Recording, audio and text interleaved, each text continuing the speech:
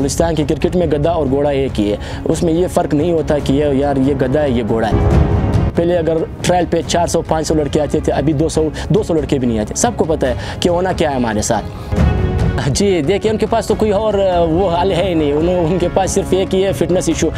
यहाँ पे रीजन की टीम खेल रही थी जिसमें बलूचिस्तान के सारे अच्छे प्लेयर खेल रहे थे, तो मैंने और फरीद आगा ने जो वो मैच जीता है, सेमीफाइनल जीता है, तो इससे ज़्यादा और मैं कौन सी परफॉर्मेंस करूँ? मुझे तो खुद समझ नहीं आ रहा है कि मैं और क्या करूँ। हम लोग इनसे रोते हैं, वो लोग जो है वो पीसीबी से फिर रोते आगे। मेरा नाम मुख्तार अहमद है, मैं 2012 से खेल रहा हूँ। 2012-2013 में मैंने अंडर-16 खेली है क्वेटा रीजन से, और उसमें मैंने टॉप किया है बलूचिस्तान को। फिर मैंने NCA कैंप में ज्वाइन किया था मैंने, उसमें भी मैंने टॉप किया। उसके बाद बदकिस्मती से हमारा टूर था वो कैंसिल हुआ, वो नहीं हुआ टूर हमारा। उसके बाद मैं 19 खेला हूँ क्वेटा से, 19 रीजन खेला हूँ, टॉप किया। फिर पाकिस्तान अंडर-19 खेला हूँ क्वेटा की तरफ से, उसमें मेरा नाम था पाकिस्तान अंडर-19 में। तो बाकी उसके बाद 2015 के बाद जो है फिर मैं क्वेटा से बाकी इतनी क्रिकेट नहीं खेला हूँ। हाँ ये है कि ग्रेड 2 जो है मैं कैंडीलैंड से खेला हूँ, डिपार्टमेंट से खेला हूँ, बाकी मैं वावडा से खेलता आ रहा हूँ।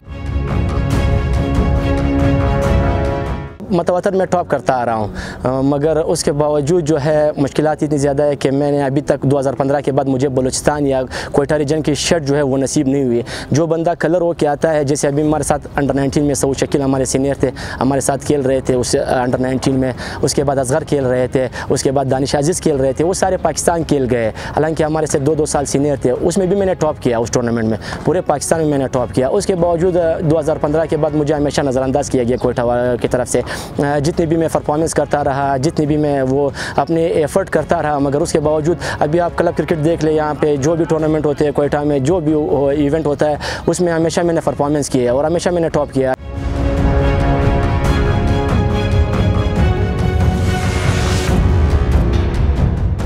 पाकिस्तान का शर्ट हासिल करना इतना आसान नहीं है ना। कोई मतलब अगर आप देखें, मतलब 4 से 5 लड़के इस तरह होते हैं आपके सूबे में कि वो हासिल करते हैं। जब 2015 के बाद मुझे मतलब वो शर्ट मिली, उसके बाद मैंने क्वेटा के रीजन की शर्ट नहीं पहनी।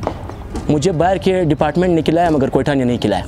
उसके बाद अरशद खान कोच थे, वहाँ पे मैं स्टेडियम में बॉलिंग कर रहा था। हमारा मैच था फर्स्ट क्लास की टीम के साथ, मैं अंडर-19 खेल रहा था। तो मैंने फर्स्ट क्लास के खिलाफ 6 आउट किए स्टेडियम में, बुकटी स्टेडियम में। तो मैंने 6 आउट किए, उसमें सारे प्लेयर खेल रहे थे फर्स्ट क्लास के। तो अरशद खान ने मुझे कहा कि रात को आपको खुशखबरी मिलेगी। ये अरशद खान के अपने अल्फाज है। ये हमारे ट्रेनर थे उस टाइम हुसैन कोसा साहब, हुसैन कोसा जो अभी DM जमाली के हैं, वो भी इस बात के गवाह। तो उन्होंने मुझे कहा था कि आपने 6 आउट किया, आपको मुझे लग रहा है आपको खुशखबरी मिलेगी। उसके बाद आज तक मैं खुशखबरी के इंतज़ार में हूँ। 7-8 साल गुजर गए, अभी तक मुझे खुशखबरी नहीं मिली। बलूचिस्तान के लोग जो है वो हमें नहीं देख रहे, तो किसी भी उनको कैसे देखेगा? आपको पता है, जैसे मतलब अगर ये आप अपने लड़कों के साथ आप इस तरह करोगे तो आगे भी आपके साथ इसी तरह होता है, क्योंकि आपको पता है हर अमल का एक रद्द अमल होता है। हम लोग इनसे रोते हैं, वो लोग जो है वो पीसीबी से फिर रोते आगे। मेरे भाई है वो भी इस तरह क्रिकेट खेलते हैं, मैं तो उनको कहता हूँ कि आपने क्रिकेट नहीं खेलनी है। मैं क्योंकि मुझे पता है कि यहाँ पे जो है बेअदबी माफ़, ये मतलब ये लफ्ज़ यूज़ नहीं करना चाहिए। यहाँ पे गद्दा और घोड़ा एक ही है। बलूचिस्तान की क्रिकेट में गद्दा और घोड़ा एक ही है, उसमें ये फ़र्क नहीं होता कि ये गद्दा है, ये घोड़ा है।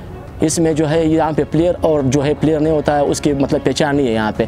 अभी मैं लाहौर में खेल रहा हूँ, क्रिकेट सेंटर मेरा क्लब है लाहौर का, उसमें कामरान अकमल, उमर अकमल, इमरान खालिद, ठीक है, रज़ा अली डार, ये ऐसे प्लेयर्स, इमरान भट्ट, ऐसे प्लेयर है जो सारे पाकिस्तान के लिए हुए, मगर आज तक उन्होंने, मैं हर मैच खेलता हूँ। हमारे क्लब में 4 लेफ्ट आर्म है, इमरान खालिद, रज़ा अली डार, कैसर अशरफ, अभी इंग्लैंड चले गए, शिफ्ट हो गए, और मैं चौथा लेफ्ट आर्म।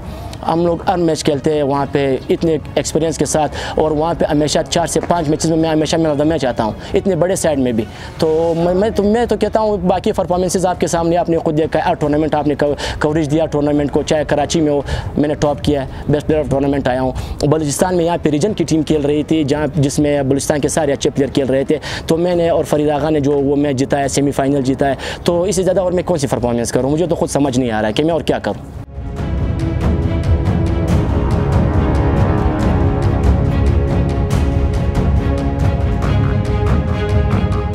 मैंने 24 आउट किए और 230 रन किए। 24 आउट करना इतना आसान नहीं है, और टॉप करना बार बार नहीं होता।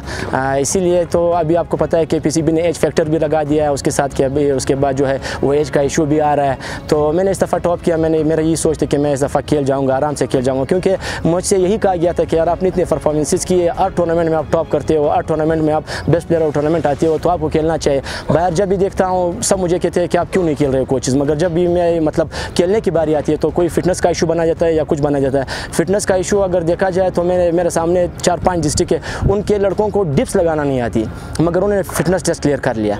मेरे टॉप करने के बावजूद, मेरे मतलब इतनी बड़ी इंजरी के बावजूद, मैं इतनी बड़ी इंजरी के बाद आया हूँ, इतने एफर्ट किए, मतलब 2 किलोमीटर मैंने पास किया है, उसके बाद डिप्स मैंने लगाए, 42-43 डिप्स मैंने लगाए, ये सब कुछ मैंने किया, उसके बावजूद मुझे नज़रअंदाज किया गया। मैं यहाँ पे आता हूँ, जैसे कि आपने खुद देखा, यहाँ पे हम लोग तकरीबन 1 घंटा आधा घंटा जो हम लोग फुटबॉल खेलते हैं वार्म अप के लिए, उसके बाद हम लोग फील्डिंग सेशन करते हैं, उसके बाद कैचिंग करते हैं, उसके बाद मैं कम से कम तकरीबन 10 से 15-20 ओवर जो है वो मैं बॉलिंग करता हूँ, उसके बाद 10-15 ओवर नॉकिंग बैटिंग करता हूँ, ये सब कुछ करता हूँ। देखिए अगर फिटनेस ना हो, जैसे अभी टूर्नामेंट गुजरा है रिसेंटली आपने देखा वो BSL का, उसमें मैंने 13 मैच मतवातर खेले, लगातार खेले 13 मैचेस। अगर आपके पास फिटनेस ना हो, आपको पता है T20 में सबसे ज़्यादा फिटनेस चाहिए होती है, मैंने 13 मैच खेले हैं, तो 13 मैच में अगर मेरे पास फिटनेस ही ना हो तो मैं 13 मैच कैसे खेलूँगा। अगर ये फिटनेस की बात की जाए तो मतलब ये 13-14 मैच अगर आप रेगुलर खेल रहे हो तो ये और कैसी फिटनेस चाहिए उनको। बाकी आपने यहाँ पे मेरे स्प्रिंट देखी, मेरी फील्डिंग देखा, ये मैं बॉलिंग करता हूँ, तो मुझे समझ नहीं आ रहा मुझे बाकी कि फिटनेस और एक लोग किस कुछ चीज़ को बोलते हैं। मैं इतनी बड़ी इंजरी के बाद आया हूँ, आपको पता है इतनी बड़ी इंजरी के बाद लोग क्रिकेट में नहीं आ सकते। मैं अपने आप मतलब अपने मदद आपके तहत आया हूँ, अपने उस पे आया हूँ। मैंने इतने एफर्ट्स किए 4 साल। अब मुझे पूरे कोयटा में कोई लड़का बता दे यार कि वो लाहौर जा रहा है, 4-5 महीने लाहौर में अपने पैसों से, अपने पैसे खर्च करके वहाँ पे मेहनत करता है। पूरे कोयटा में मुझे कोई कॉन्ट्रैक्ट वाला लड़का बता दे कि वो जाता हो। मैं ये 7-8 साल से रेगुलर जा रहा हूँ, वहाँ पर मैं जिम करता हूँ, एक्सपेंसिव जिम है, वहाँ पर मैं जिम करता हूँ, ट्रेनिंग करता हूँ, सब कुछ करता हूँ, अपने खर्चे पर करता हूँ, मगर उसके बावजूद मुझे जो है वो हमेशा से नज़रअंदाज किया जाता है। यही उनको कहना चाहता हूँ कि बस अल्लाह आप लोगों को हिदायत दे। अगर मेरे नसीब में था तो मैं खेलूँगा, नहीं तो मैं भी छोड़ दूँगा, जैसे बाकी लड़कों ने छोड़ा है कोयटा में। आपको पता है कोयटा में इसीलिए जितने भी टैलेंटेड लड़के होते हैं वो हमेशा क्रिकेट छोड़ देते हैं, सिर्फ इसी वजह से।